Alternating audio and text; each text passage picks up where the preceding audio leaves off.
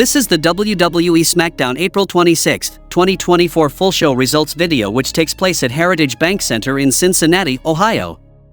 Paul Heyman interviewed backstage and he explains that Roman Reigns has withdrawn his eligibility for this year's draft because he's not going to hog the #1 draft pick when he's not coming back anytime soon, and now the pressure is on Nick Aldis to have to think about who his first pick is in order to make history in a brand new era, and Paul E is intrigued. AJ Styles and Cody Rhodes make their entrance to contract the sign for the WWE Backlash match. Styles gets on the mic and says they're two Georgia boys getting ready to mix it up for the first time for the biggest prize in the game. He respects Cody, and they haven't crossed paths yet, but they've been down the same roads and had to prove themselves outside of WWE. He bets they got advice from the same guy as to how to stand on their feet and go their own way, and that man is the American Dream, Dusty Rhodes. Styles said Dusty taught him how to carry himself and how to carry the weight of a champion, and he looks at the title and says he knows that the weight of the belt is more than just leather and gold, and at Backlash, he's going to carry it, and Styles signs the contract and Cody takes over the mic. Cody said he could hear it in AJ's words. He doesn't think he can carry that weight, but the man that trained him told him it's not about winning the title, it's about keeping it. When he puts pen to paper and puts Cody in front of that last name, it'll be a match that's never happened before, but it's not a dream match for him, it's a must-win. Rhodes signs the contract and stands up, offering a hand for AJ to shake, and Styles says it was beautiful to see him finish the story, but it's a shame his reign will end at Backlash, and then he shakes Cody's hand and leaves the ring. As Rhodes goes to leave, Triple H makes his entrance and shakes his hand before raising it, and they stand together at a podium on the stage to announce the first round picks of this year's draft. Cody announces SmackDown's first pick, Bianca Belair. Hunter announces Jey Uso for Raw's first pick. For SmackDown, Carmelo Hayes is coming to the main roster, and for Raw, Seth Rollins concludes round 1. Hayes makes his entrance and gets on the mic right away, and he tells Cody ever since he's won the title he's been saying if you come for the king you best not miss, because one thing about him is when he shoots he doesn't miss, and he can't think of a better way to shoot his shot on SmackDown than to shoot it against him. Rhodes waves Triple H off and grabs the mic and says fortune favors the bold, but nobody wants to see him in action tonight, do they? What if he forgot his gear? Oh, that's right, he didn't forget his gear, and this right here for him means absolutely 100% Hayes is on, and they shake on the match and Cody says he'll see him out there. Then we saw a match between Latino World Order, Dragon Lee and Rey Mysterio, versus Legado del Fantasma, Angel Garza and Humberto Carrillo, and the result of this match was Latino World Order won the match by pinfall with Operation Dragon from Dragon Lee on Angel Garza.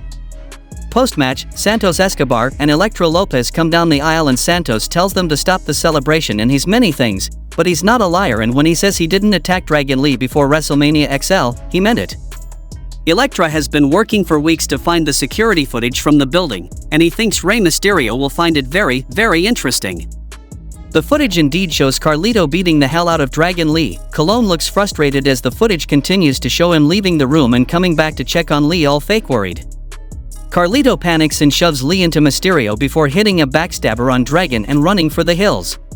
The next match happened between Braun Breaker versus Cedric Alexander, and the result of this match was Braun Breaker defeated Cedric Alexander by pinfall with a spear.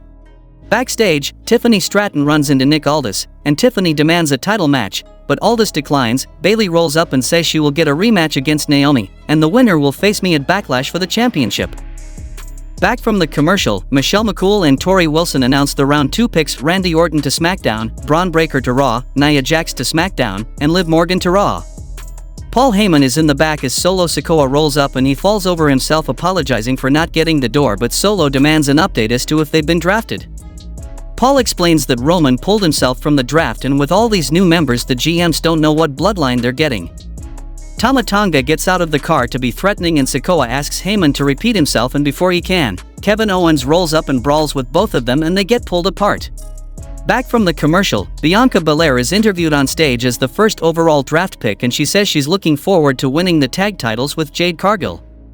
Kabuki warriors come down to corner her, Jade Cargill evens the odds, and all 4 women bicker on the stage. Kevin Owens and Tonga come brawling out of the entry, and Tonga runs into the ring and Owens double legs him into mounted punches, but Solo Sikoa is right behind to overwhelm him. Referees swarm, Tama drops Jamie Noble and a couple of security guards, Hurricane Shane Helms feebly tries to restore order, and Randy Orton makes the save and sends the bloodline packing. Back from the commercial, the Dudley Boys put on their glasses and announce our next round of picks: LA Knight to SmackDown, Ricochet to Raw, Solo Sikoa, Tama Tonga, and Paul Heyman to SmackDown as the Bloodline, and Sheamus to Raw. Then we saw a match between Naomi versus Tiffany Stratton, and the result of this match was Naomi won the match by disqualification when Nia Jax attacked Bayley at ringside. Naomi, distracted, went after Jax, got shoved into the post, and referee Dan Angler has to call it. Post-match, Nia runs Bayley over again, Tiffany throws her and Naomi both into the ring and stacks them up, and hit the prettiest moonsault ever. BFAB and the Street Profits are interviewed backstage and BFAB says it doesn't matter where they get drafted because they're gonna win the tag titles and cash a ticket right back to SmackDown and A-Town Down under Roll Up to talk some trash. Back from the commercial, Karrion Kross and Scarlett Bordeaux are in the loading bay and they go over to where the Authors of Pain are beating New Catch Republic down, and Kross vows that the Final Testament will continue the violence wherever they go.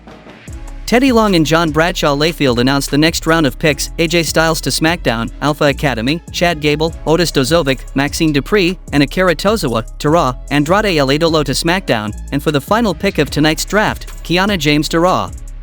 We get a Kiana James hype reel and then she's interviewed down at the Performance Center and talks about how excited she is to show the main roster her talent.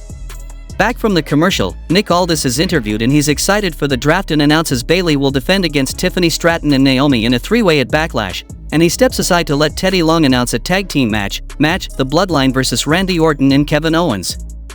In the main event of the show, we saw a match between Carmelo Hayes versus American Nightmare Cody Rhodes, and the result of this match was Cody Rhodes won the match by pinfall with Crossroads. Post-match, Cody celebrates with the belt while Melo stews and Rhodes turns around to see AJ Styles staring him down. After a long beat, AJ extends his hand and they shake and the show goes off the air.